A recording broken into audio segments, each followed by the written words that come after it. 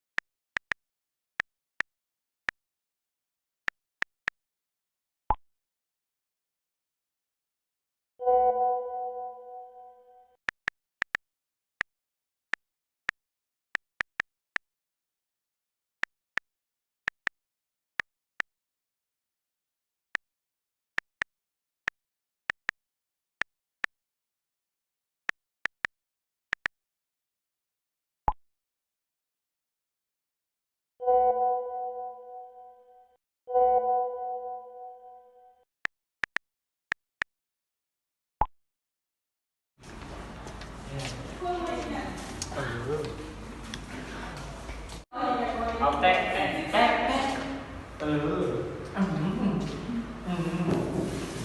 อุ้ยน้องไม่ได้เลยนะ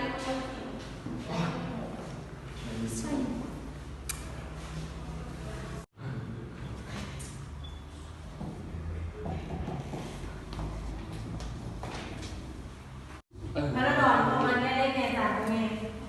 5 ค่ะ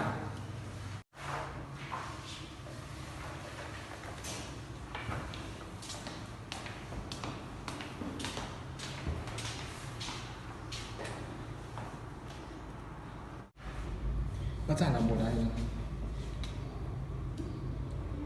เจ้าหน้าตั้งใจเรียนในเด้อผ่านที่แบบนี้บ่ได้เลย